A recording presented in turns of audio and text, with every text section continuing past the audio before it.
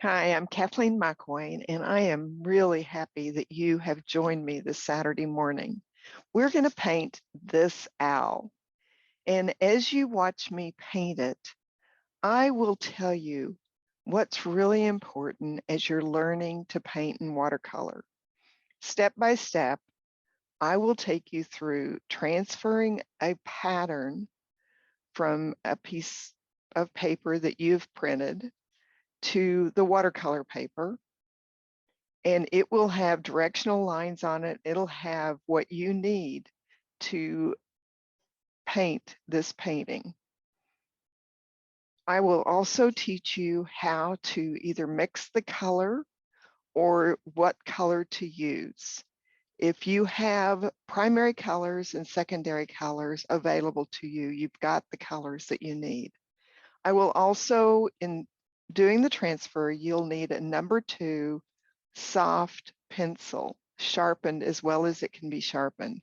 And the reason for this is because you'll use the side of the pencil. I use a Ticonderoga, like I said, number 2 soft pencil, sharpened as well as I can. I will also be using a water brush. That is my brush of choice to teach with. The brush I use throughout my Saturday morning paintings is a medium. If you have purchased the whole pack that has 4 sizes in it, at times you may want to use the small. Very seldom would I ever use the large or the flat. Large is primarily a brush I use for landscapes when I'm painting on location, and I do have some videos that I've used the large brush. The other thing that you will want to have is a 0.03 permanent black marker. The one that I sell with my kits is an ultra fine Sharpie. And I like the ones that have the click because it's easy to notice whether it's really covered or not. The one with the cap, frequently you don't do that final click and you lose the marker very quickly. But in the videos, I will always be using the Sharpie. So the colors we need for the brown or for the owl are, the colors I use are quinacridone burnt orange, and also I use burnt umber, or I use black, or on my beginner palette, the darkest color is indigo. And so I mix that indigo with the quinacridone burnt orange to make the darkest color. I will also use yellow, and I'll use orange.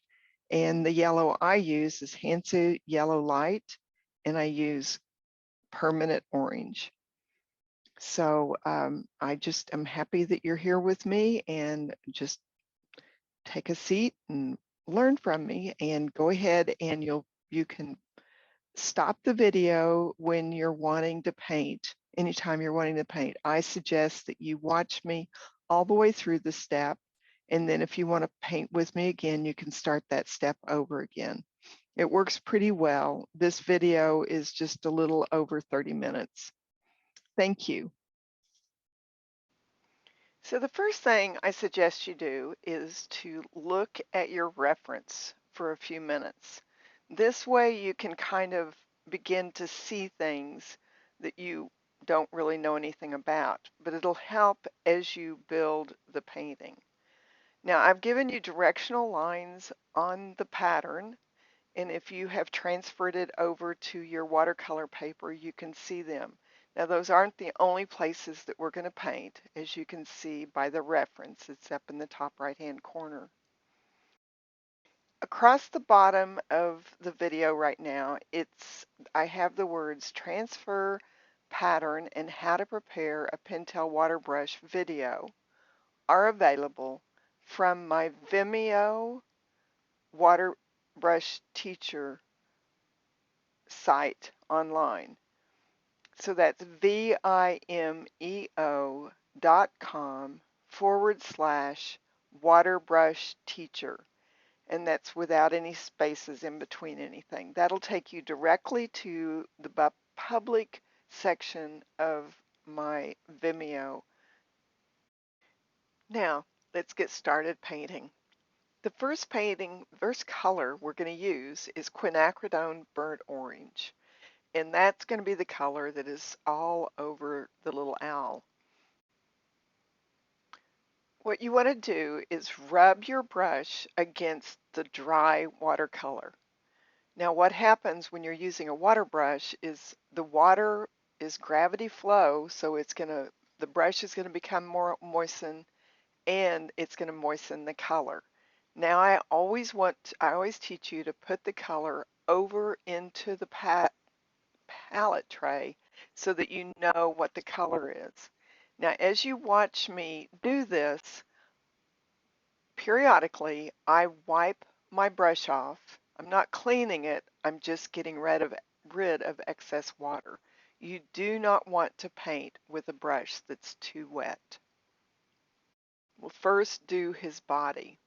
And I'm showing you in the video how you can turn the painting all the way around to keep your wrist comfortable for one thing, but also to keep the flat of your hand out of the wet paint. So that's a very important thing for a watercolor painter to learn, is to not lay that part of your hand down on the paper. You want to stay more loose in painting the way I teach you to paint. Over time, you'll become more specific with what you want to do, but to learn from me, it's a good idea to first just practice putting that brush down on the paper and picking it up and staying loose with each brush stroke.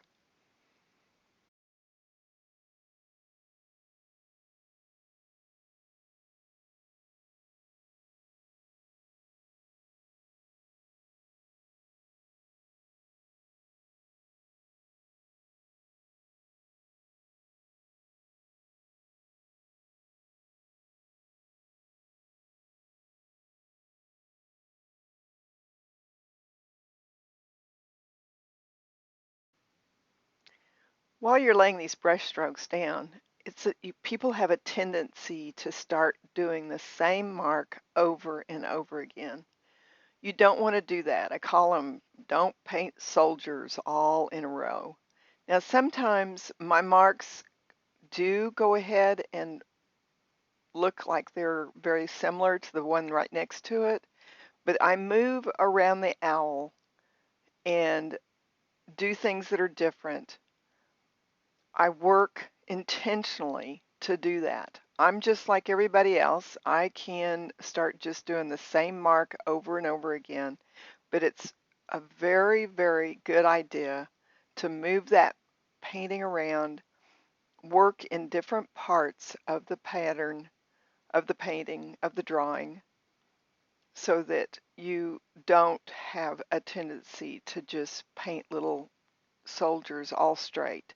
You really want these brushstrokes to be loose. That's what keeps the painting fresh looking. And now then, it's time to paint the top part of the owl. And you're going to use the same mark to just go sideways. Turn the painting around. And everything doesn't have to be the same. Everything on the left side and the right side needs to be different on every little face and animal, whatever you're painting. You don't want things to be exactly the same.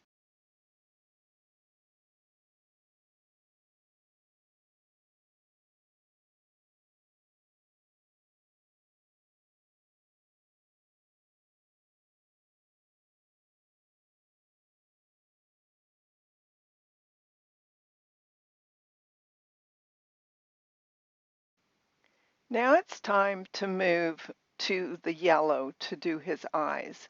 Closely as I rub the brush against the yellow, and I go straight onto my painting with the strong color of yellow that I've picked up on my brush. On my brush, one of the things that you need to do is make sure that your brush was not too wet before you set it down on the owl. I use Hansa Yellow Light. All of the paint that I use are Daniel Smith colors. Any yellow you have on your palette will work. And you can see I just paint a circle, which is just the outside of that first circle in his eyes. They look a little bit like yellow lifesavers. Now, if you have the smaller water brush, Pentel water brush, this might be a time that you want to use it. I will continue to use my medium-sized brush. So now we want to be working with our black or a darker, much darker brown, which you could use burnt umber, or you could use a brown and a black to make a darker color. I have gone over to the left side of my palette where I have black. The last color on this side that you see is actually indigo, which is a very dark blue, which I could have used, and it mixes beautifully with the quinacridone burnt orange, but most people have black on their palette rather than a dark blue. So I went ahead and went over to that side of my palette and picked up the black that you see I'm painting with now.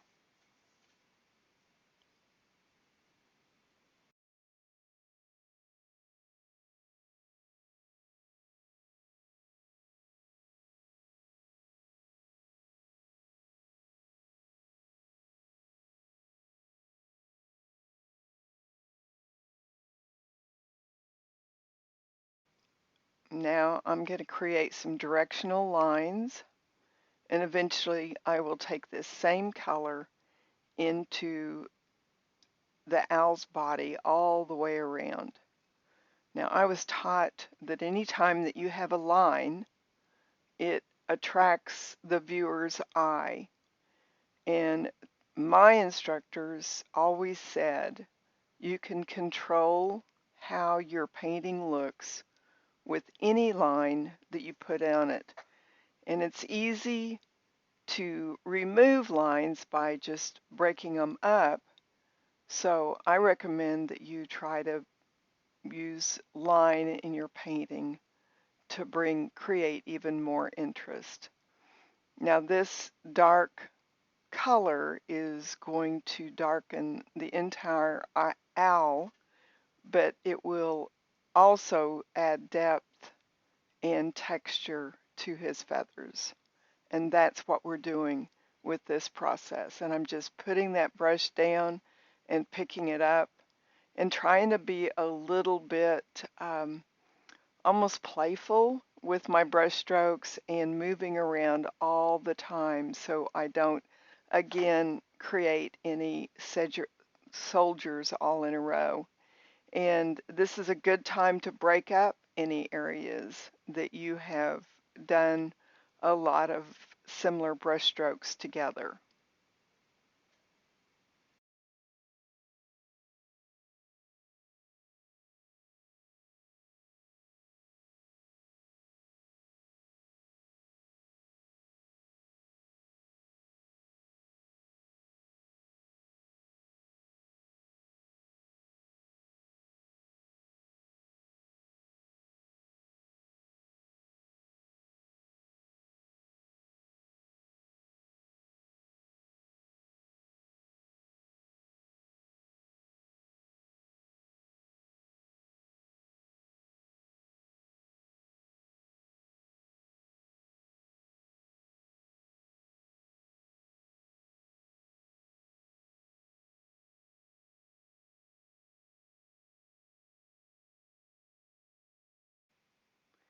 Now it's time to paint the orange on top of the yellow to create a little more interest in his eyes.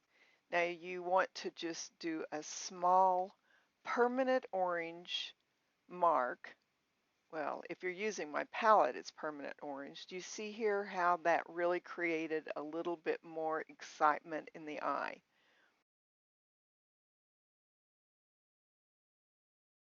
So now then I'm loading my brush with permanent orange, and if you have orange on your palette, you just want to put your brush right down in there and go right from the palette down to the left side, right side, left side, right side. Now you have created a little more interest in that little image.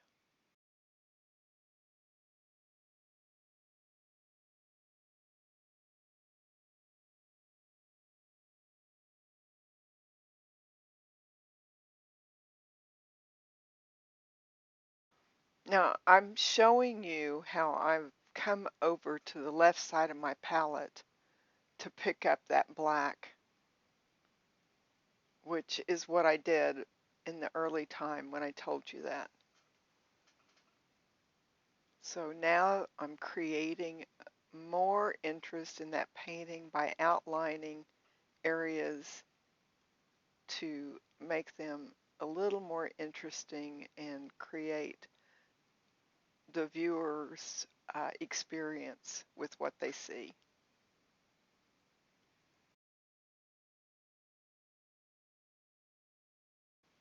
Now we're preparing to do the center of the owl's eye. It's a good idea to take a separate sheet of watercolor paper and use the tip of your brush and just draw a little C. And that creates the pupil for the owl.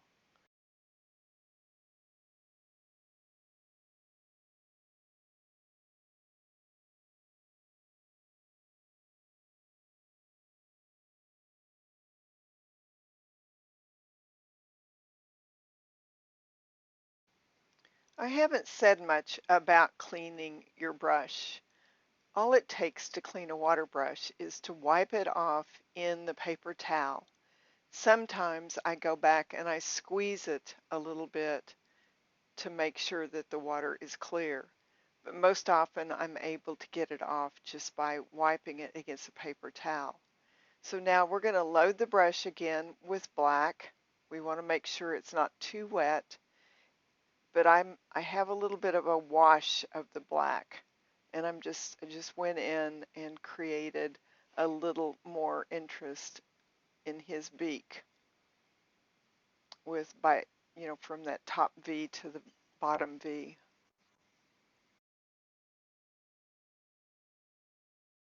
And now you see me painting with the black and the tip of my brush again. Again, this is a time that if you have the very small water brush, that might work best for you, but I'm using the medium. And you just want to create texture. I've put some circles in, I've put some lines, I've done longer lines, short lines, sideways lines, solid circles, circles that show the white. These are all things that create a look of texture and interest in your painting. And now I'm even doing some little loops across the bottom of the owl. You just create interest and maybe fill out your owl a little bit more, and maybe it's a cold day and he's ruffled his feathers out so that they're more full. But this is just touching that brush down a little bit with the tip of the brush. I went back over that to make it a little bit darker.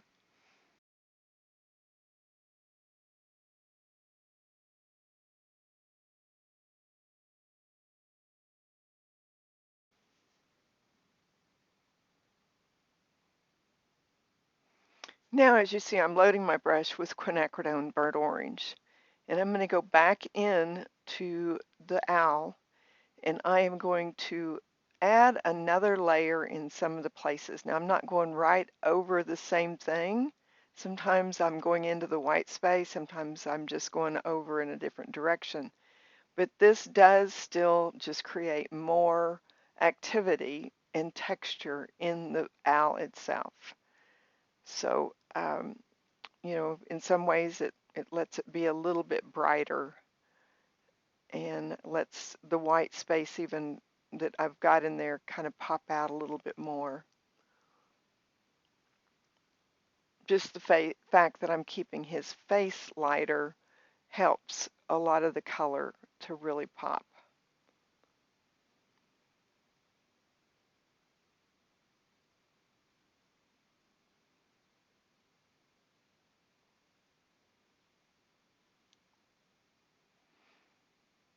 And I think I'm at the place that I'm ready for it to, so I went over and got some more black.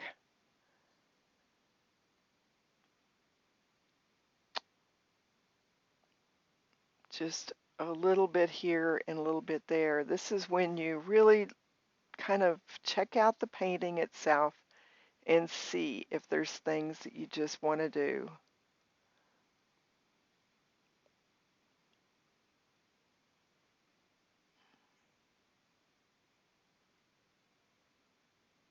So I'm just adding a little more fluff,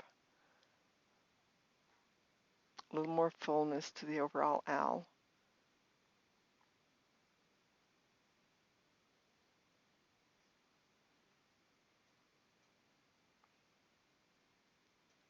Picking up the black again. I clean my brush in between each time. You can't necessarily see it, but after I've used a color, I always clean my brush.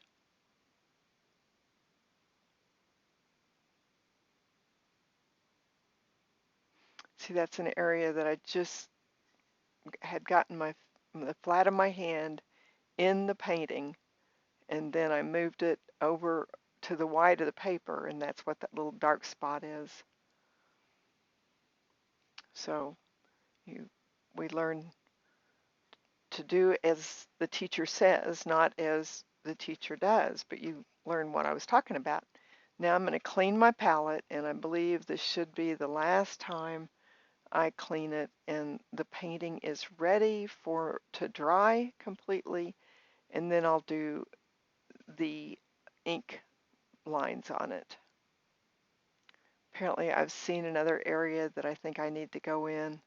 Oh, I want to change the shape of the face just a little bit and create a little different face overall. So these are the final touch-ups on the painting. And I believe on this particular painting, you are kind of tempted to just keep working on it, and it would be easy for me to overwork it. So far I'm doing okay. Because after I put on the black ink lines, it's not likely that you want to go back into it. I cleaned my brush. Oh, I've got the black out again, and I'm just making some of those areas a little bit darker. And that works with the brush because those are wide strokes. The pen won't really make the difference on in an area that I've painted black like that. So now I'm coming in just with a little tiny bit more black. I'm cleaning my brush. And all those times I'm going right into the color instead of putting it on my palette. And that's because I want that dark color.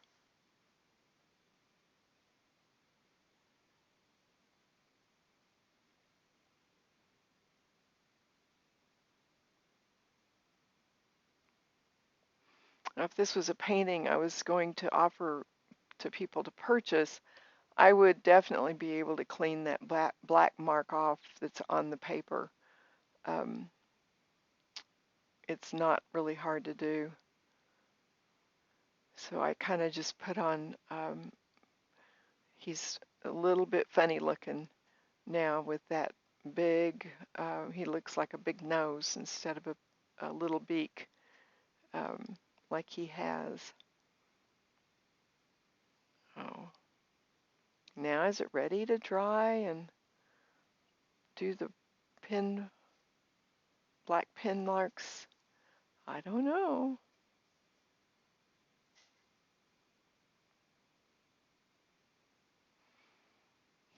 I've got the black Sharpie in my hands and I'm ready to do it.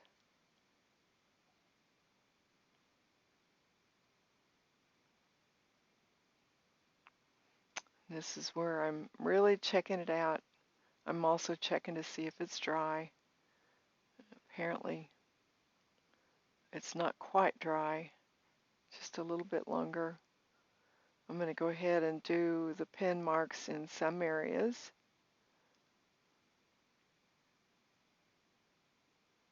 As you can see, I like coming out into the white space with those lines. It just makes the painting have a little more detail in it, and people like that. I mean, they enjoy seeing this owl. It makes people curious. They look closer. They make comments about it. I've had a lot of people that really wanted to see the owl as well as they wanted to paint him. He just kind of looks like an owl inside of a tree in some ways. And that's sort of what I was trying to create, is that woody look of the wise old owl sitting in the tree and watching the world.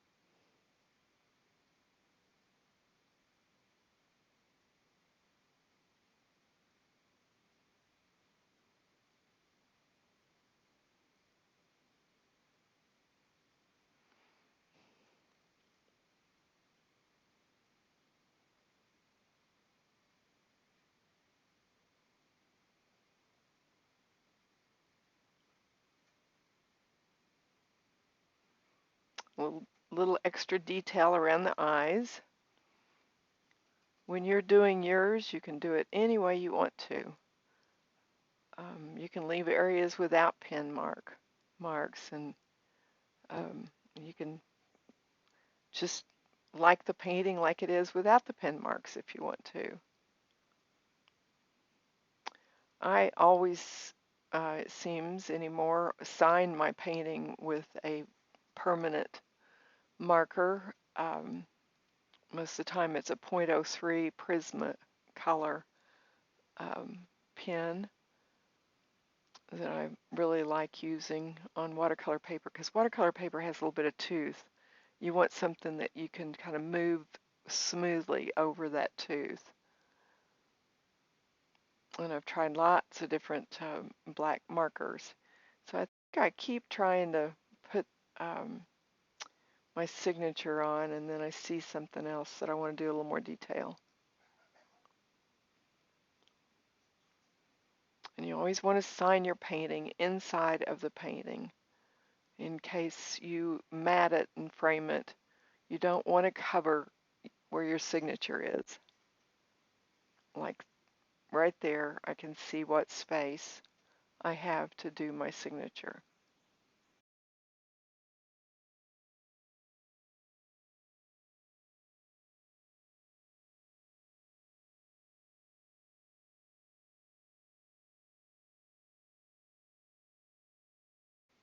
Thank you for joining me. I have really appreciated it. This Saturdays are free. Just visit my website and sign up at waterbrushteacher.com. Thank you.